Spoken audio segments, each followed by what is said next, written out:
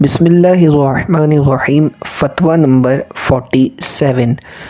کیا فرماتے ہیں علماء کرام اس مسئلے کے بارے میں کہ خواتین کا اسکرٹ پہن کر نماز پڑھنا کیسا؟ جواب: اسکرٹ میں عورت کے بازو اور پنڈلیاں کھلی رہتی ہیں اور ایسا لباس عورت کو پہننا جائز نہیں، اور نہ ہی اسکرٹ پہن کر نماز ہو سکتی ہے، اس لیے کہ نماز میں ستر عورت فرض ہے اور بازو اور پنڈلیاں عورت کے ستر میں داخل ہیں۔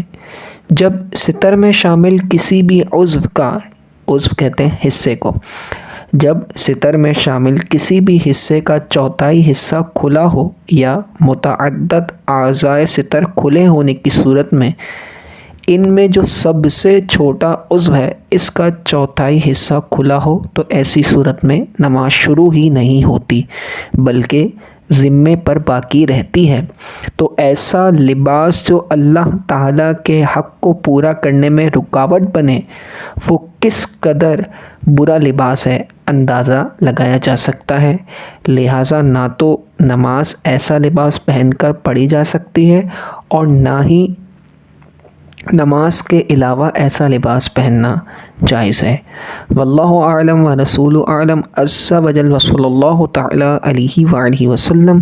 صلوا علی الحبیب صلی اللہ تعالی علی محمد صلی اللہ تعالی علیہ وآلہ وسلم۔